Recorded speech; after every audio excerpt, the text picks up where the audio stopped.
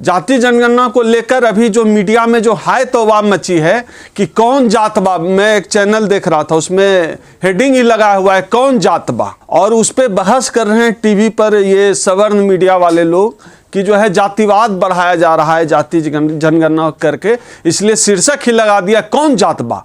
बिहार में पूछा जा रहा है कौन जातबा, नीतीश जी पूछ रहे हैं, तेजस्वी जी पूछ रहे हैं कौन जातबा।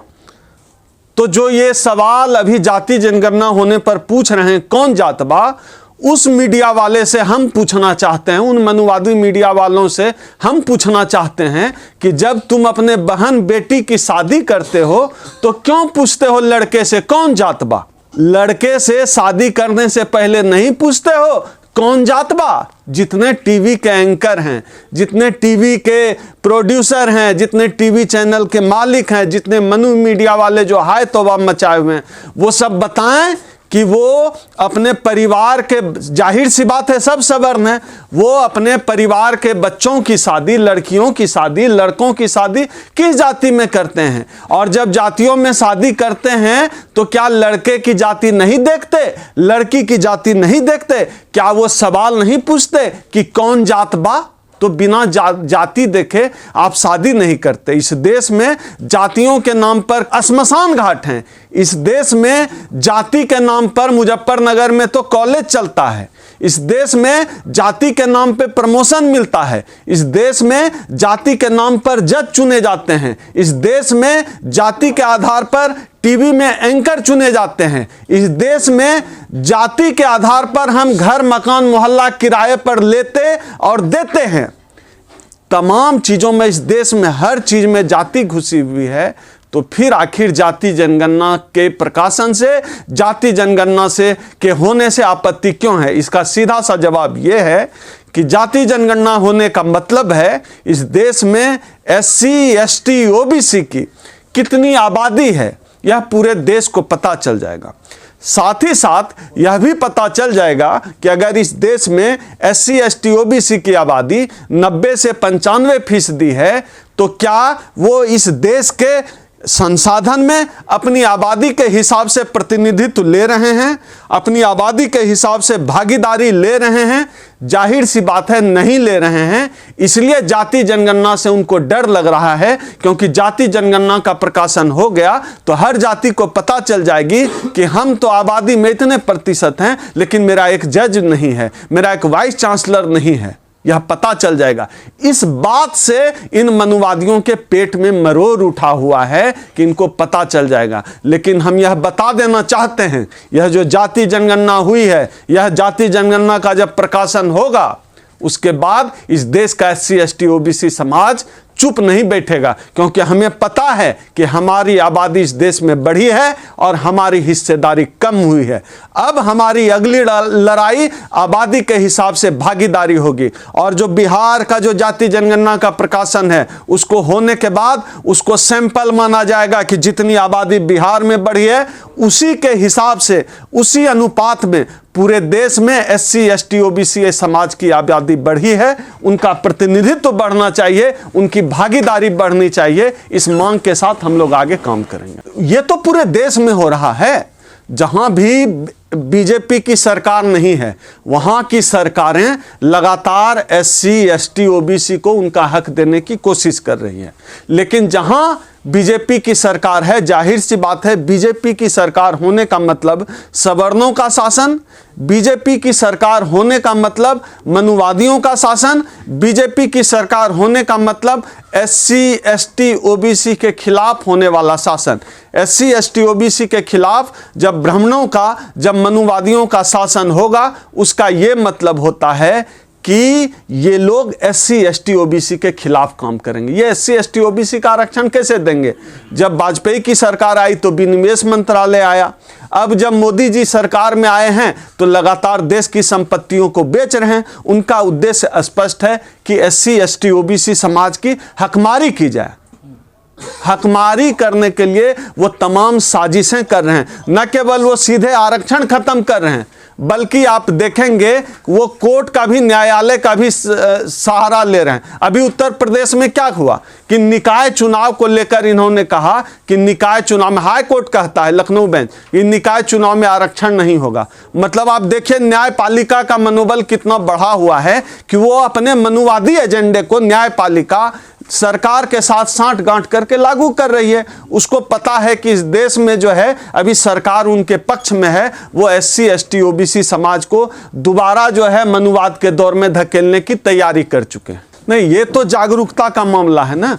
हमारे समाज में जागरूकता तो हुई, मान्यवर कांसीराम साहब ने बड़ी जागरूकता तो हुई, लेकिन जागरूकता गलत दिशा में चली गई। गलत दिशा में ये चली गई कि जिस राजनीतिक दल को देश के SC ST OBC समाज ने सत्ता में पहुंचाया, वो राजनीतिक दल खुद ही जातिवादी हो गई। जागरण तो हुआ क्या कि एक खास जाति जो सत्ता में आने के बाद दूसरी जातियों को दरी पर बिठाने लगी। तो भाजपा जैसी पार्टियों को मौका मिल गया कि जिन जातियों को दरकिनार किया गया बहुजन आंदोलन से मिली सत्ता के बाद, उन जातियों को भाजपा ने मंच दिया, उन जातियों को भाजपा ने सम्मान देने की कोशिश की। भले ही स्टूल पर बिठाते हैं, पर कोशिश की कि मंच पर बिठा दें, उनका वोट ले लिया। तो यह जो जागरूकता है, ये राजनीतिक दिशा सही तरीके से नहीं पा सकी, इस वजह से इस तरह का भटकाव समाज का देखने को मिला। लेकिन हाल के दिनों में बहुत सारे स्तर पे परिवर्तन हुआ है, बहुत लेवल पे परिवर्तन हुआ है। अब पहले वाली बात नहीं रही कि जो है आप SC ST OBC का आरक्षण खा लेंगे, कुछ नहीं कहा जाएगा। अभी जो लखनऊ वाला मामला आया निकाय चुनाव में, कोर्ट को वापस लेना पड़ा ना, SC ST एक्ट को लेकर जो कोर्ट का फैसला था वापस होना पड़ा। तो अब वो मामला नहीं है, अब समाज थोड़ा जगा है, असर भी है उसका, जागरण का, लोग आवाज़ उठाते हैं और सत्ता तक बस यह समाज अपनी आवाज़ ऊंची आवाज़ करके जरा 2 अप्रैल 2018 जैसा आंदोलन करके बस सत्ता के कान तक नहीं क्यों करेंगे। ये जो OBC सांसद हैं 128, उन OBC सांसद को आपने इसलिए थोड़ा ही वोट दिया था कि वो आपके जाति की बात करेंगे। आप तो वोट दे रहे थे मोदी को, आप वोट दे रहे थे धारा 170 370 हटेगा। आप तो वोट इसलिए दे रहे थे उनको कि मोदी जी राम मंदिर बनवाएंगे। आप तो वोट इसलिए दे रहे थे कि मुसलमानों का चूरी टाइट किया जाएगा। तो जो वादा बीजेपी ने किया सत्ता में आने के बाद सबको पूरा कर दिया। तो OBC समाज अगर बीजेपी के साथ खड़ा रहकर सोचेगा कि आरक्षण मिलेगा, तो आरक्षण के लिए तो उन्होंने वोट ही नहीं दिया है। उन्होंने तो मुसलमान को टाइट करने के लिए वोट दिया, राम मंदिर बनाने के लिए वोट दिया, 370 हटाने के लिए वोट दिया। तो वो तो बीजेपी अच्छे से कर ही रही है पूरी ईमानदारी से। मुझे लगता है कि देश की सबसे ईमानदार पार्टी बीजेपी है। जिन एजेंडों पर लोगों ने उन्हें वोट दिया, उन एजेंडे को बीजेपी ने पूरी ईमानदारी से निभाया और पूरा किया है। जातीय जनगणना से जातिवाद बढ़ेगा देश में, आप लोग जातिवाद को बढ़ावा दे रहे हैं। नहीं, जाति देखकर शादी करने से जाति द्वेष नहीं बढ़ता है। जाति देखकर किराया मकान लेने से जातिवाद नहीं बढ़ता है। जाति देखकर कोई बच्चा जो है कोई मंदिर में घुस जाए पीट देते हैं तो जाति जो है भेद नहीं बढ़ता है। जाति और जाति जनगणना से जो है आप जातिवाद बढ़ रहा है, ये व्याकरण सबर नहीं समझते हैं। RSS का लक्ष्य है जाति खत्म करना देश सर, आप लोग जातीय जनगणना करवा रहे हैं। हम लोग RSS के साथ हैं। RSS हिंदुओं का संगठन है, हम लोग भी हिंदू हैं, हम लोग पूरी तरह RSS के साथ हैं। बस RSS का 100 साल पूरा हो रहा है, अपना चीफ किसी दलित को बना दे, हम लोग RSS के साथ हैं। बस हम लोग भी अपने को हिंदू मान लें। RSS ब्राह्मण और दलित, ये जो खटीक, पासवान, चमार, मुसहर, मेहतर, इन जातियों के साथ ब्राह्मण और राजपूत की शादी करा दे, RSS सामूहिक रूप से कराने लगे, तो हम लोग भी RSS के साथ हैं। बांट रहे हैं आप लोग। नहीं, आप ये बताइए कि अगर RSS का चीफ कोई दलित बने, यह बोलना देश बांटना कैसे हो गया? संवैधानिक बात मैं कर रहा हूं, मैं पूछ नहीं रहा हूं। कोई खटीक और कोई ब्राह्मण शादी कर ले तो फिर देश बांटना कैसे हो गया? और शादी, आप जब शादी करते हैं, कोई ब्राह्मण जब शादी करता है तो ब्राह्मण देख के ही शादी करता है। कोई ठाकुर राजपूत शादी करता है, ठाकुर राजपूत देख के ही शादी करता है, उससे जातिवाद नहीं बढ़ता है। हम ये कहते हैं कि जाति के आधार पर शादी नहीं हो तो देश बंटने लगा। ये कौन सा तर्क है? इस तर्क को कौन समझाएगा हमको? तो क्या छत्तीसगढ़ में भी होगी अब जातीय जनगणना? अब ये तो वहाँ की राज्य सरकारें बताएं, SC ST OBC समाज को दबाव बनाना चाहिए कि पूरे देश में हो और राष्ट्रीय स्तर पे जो जनगणना हो चुकी है उसका प्रकाशन हो। प्रवीण तोगड़िया ने कहने में ही देर कर दिया। कौन सा पद पे अभी मुसलमान नियुक्त है? देश का प्रधानमंत्री, राष्ट्रपति, राज्यपाल, एक भी मिनिस्टर मुसलमान नहीं है, जज मुसलमान नहीं है, CBI का चीफ नहीं, ID का चीफ नहीं, RBI का गवर्नर नहीं है, कोई राज्यपाल, कहाँ है मुसलमान? तो प्रवीण तोगड़िया बोलने में देर कर रहा है। मोदी जी कब का हिंदू राष्ट्र भारत को बना चुके हैं। लेकिन मोदी जी खुद कह चुके ये अलग बात है कि सब जगह हिंदू है, प्रधानमंत्री, राष्ट्रपति, जज, एंकर सब हिंदू है, बावजूद इसके जो है हिंदू खतरे में है। मोदी जी के लिए चिंता की बात है। लेकिन मोदी जी कह चुके हैं कि मैं तो खुद OBC हूं, पिछड़ी जाति से आता हूं। ये तो मैं कई बार कहता हूं अपने इंटरव्यू में लगातार कि हमें अपनी जाति का नेता नहीं चाहिए, हमें अपनी जाति की बात करने वाला नेता चाहिए।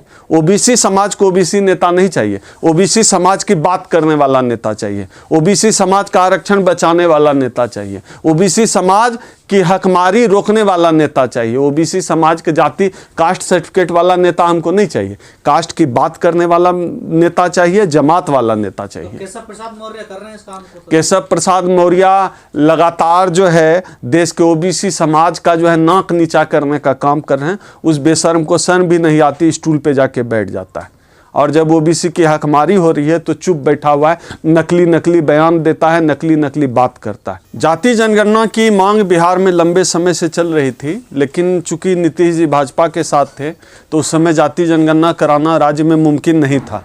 लेकिन हाल के समय में जब ये RJD के साथ आ गए तो अब जाति जनगणना बिहार में हो रही है। जाति जनगणना की मांग हम सब की, खास तौर पे इस देश के SC ST OBC समाज की मांग बहुत पहले से हम मांग करते रहे हैं कि जाति जनगणना का प्रकाशन हो। बिहार में तो फिर से शुरू हो गया। पिछले दिनों, पिछले कुछ साल पहले देश में जाति जनगणना हो चुकी है। करोड़ों अरबों रुपए खर्च करके जाति जनगणना किया जा चुका है, बस उसका प्रकाशन नहीं किया केंद्र सरकार ने। क्यों नहीं प्रकाशन किया, इसका पीछे का जवाब स्पष्ट है, और जाति जनगणना क्यों होनी चाहिए यह भी स्पष्ट है।